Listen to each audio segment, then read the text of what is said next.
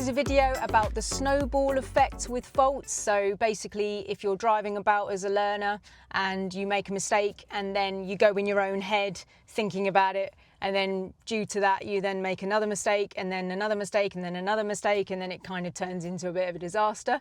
The thing that's happening there is you're basically analysing your own mistakes on the move, which basically makes you almost blind because you're in your own head. Yeah, so we'll talk about that more in a minute.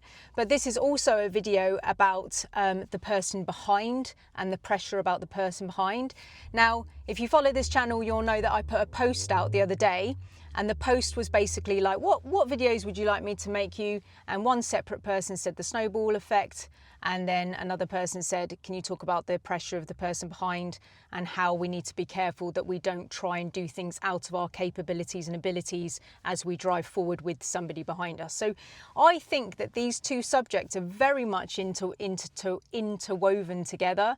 I really do feel like this is just a video for both of those things because they're totally linked. So basically, with my 22 years of experience, my immediate thoughts on this, the snowball effect, it always has something to do with a member of the public nearby, right, in another car most of the time. So my first memory that I go to is a student who was on test, and they were coming out of the Southam Hills, which if you're a Cheltenham person, you'll know what I'm talking about. There's two T-junctions which are vastly uphill, the gradient is huge, and then on the second one you're turning onto a 50-mile-an-hour road. And to be honest with you, it's quite intense. They're both closed junctions where you can't see anything, and the hill start is quite intense there. And then you've got to pick good gaps as well to be able to go. Now, my memory of this, which is a snowball effect because of the person worrying about all of the people around them, so that's that kind of like link there, is the student on test slightly rolled back on their test on the second hill, I believe.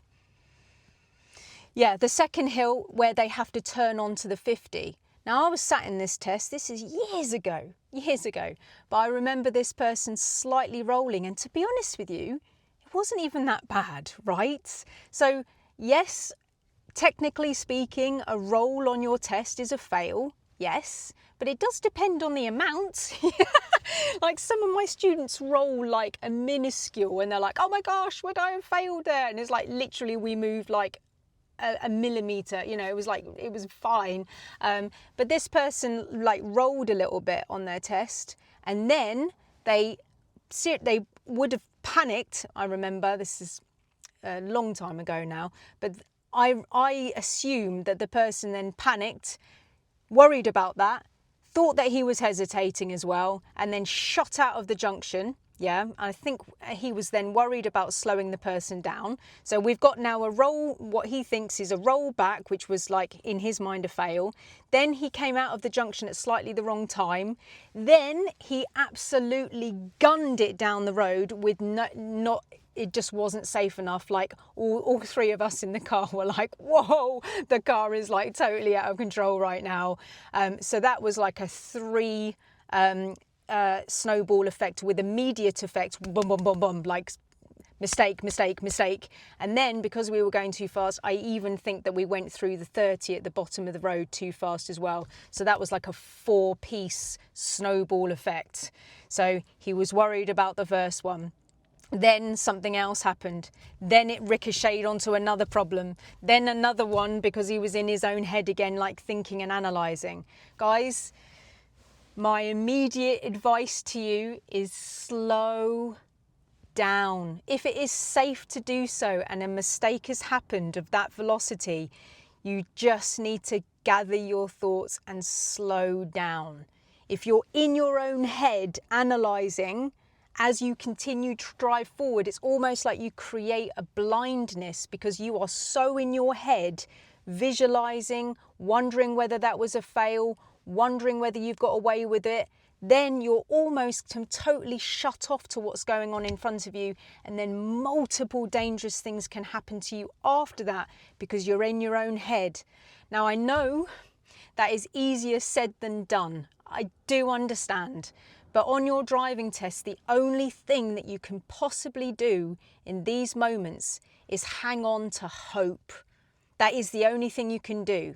Because my advice on a driving lesson or with your accompanying driver is pull up on the left in the safest possible place as soon as possible and let the energy of the mistake go, the first mistake go.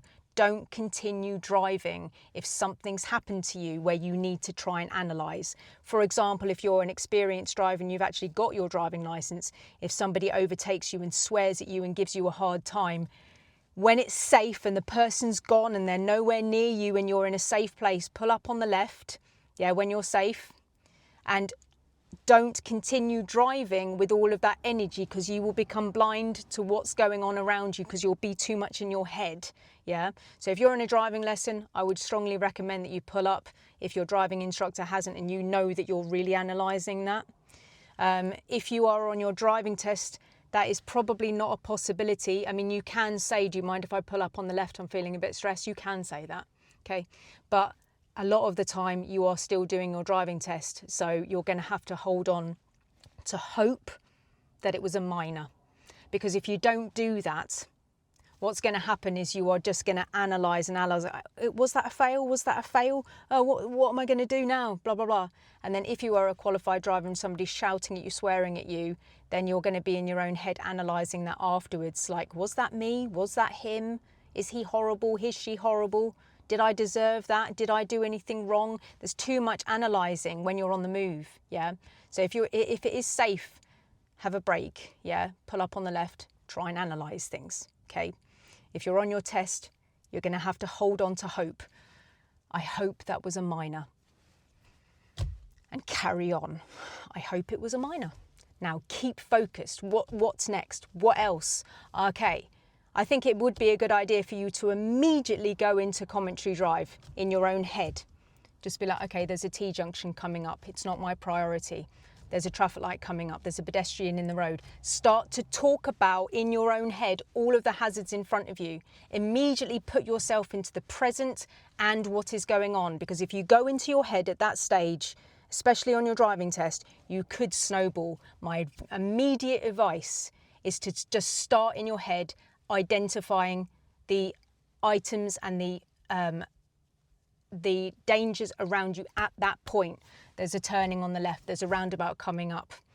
What speed do I need to do? What gear do I need to be in? Who do I need to give way to here? So you've put yourself strongly in the present moment, That's my immediate advice. Hang on to hope and commentary drive about what is happening now. What's going on now in front of you. Talk it through if you're on a driving lesson, if you haven't been pulled up on the left or asked to be pulled up on the left.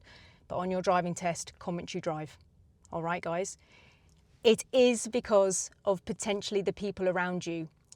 I've got another memory in my head about somebody in a crossroads and then he stalled when he was turning right. It was our time to go. The light went red. Stalled, like just kept on stalling because every time he stalled, he's like, everybody's watching me, and he's just like going more and more and more worry, snowball. And then when we finally do go, perhaps if it hasn't become too dangerous, maybe you're going to go way too fast, there's a memory of that in my head of one particular student years ago again, actually a friend of mine, bless him. But the snowball is normally because you think other people are watching you. Oh, I shouldn't have done that. Somebody's seen it. Oh, I shouldn't be doing that. Oh, I need to panic. So you just need to rein it in and be like slow motion. Right, okay, hang on to hope, Hang on to hope. That was probably a minor. Oh, I'm just on a driving lesson. My driving instructor can help me with this. Or ask for talk through. What do I do now? I remember one of my friends, she had her full license. This was years ago as well. She just got her license. She learnt late. And I was a driving instructor at the time. I hadn't seen her for a very long time. I just got together with her basically through Facebook again. She went out, we went out for a drive together and she was like, I've only just passed because she was a late learner. And we went out and I think the pressure of it just got to her. And then we stalled on a roundabout and she went, Roz, tell me what to do. even though she had her like full license, which was actually quite good of her to have done that. So I was like, clutch down, first gear, turn the car on. Just turned into instructor mode. I haven't seen this person for like 9 years, but like now I'm teaching her how to drive. Like, it was quite funny. But like, I think I quite like that technique. Just tell me what to do, you know? Quite like that. I mean, your driving instructor is probably very likely to do that if you're on a driving lesson. But if you're with your parent or something, you could just be like, tell me what to do. Just tell me word for word what to do. Guys, I've run out of time for now. I hope this is enough information, but I've got to go to a driving test now. So I hope this is enough information for you right now. But I really hope that helps, yeah? Try hard not to worry about the person behind you. I'm going to link my other video about the fear of people behind you, which gives way more depth about that particular part of this. The fear of the person behind, I've made a whole video about it. So I'm going to link it at the end of this video if it hasn't already come up on the screen. Yeah, but the snowball effect, I hope that really helps you with what to do when you've made a mistake and what to do so it just doesn't continue turning into a snowball. Okay, so you've got the advice about if you're on a lesson, if you haven't been pulled up by your instructor, asked to be, relax, try not to analyse on the move, okay, or if you're with your accompanying driver, okay, and then if you're on your driving test, just hang on to hope. I hope it was a minor, and then start to like pinpoint all of the things that are happening now. There's a junction coming up. Which gear do I need to be in? There's a light coming up. Like, focus on the present and what's happening now. Talk yourself through it to take yourself away from your inner mind, because otherwise you're going to analyse about the past, and that is not safe. You need to be in the present. And then if you're a person who's got your full driving licence and somebody shouted at you or sworn at you, when it's safe and they've gone and you know that you're safe, pull up in a place and analyse it at the side of the road where you can be calmer. All right, guys, check the other video for fear of the person behind, as I probably haven't gone into enough detail in this particular one about that, but it's related, yeah? If you're worried about the person behind, the snowball effect is way more likely. Snowball effect is normally because of other people. If you took all humans away and all cars away, you're probably not going to have the snowball effect, are you? Let's face it. Yeah, so it's interlinked. All right, guys, so I better go, and I hope that's helped you today, and I'll see you on the next one.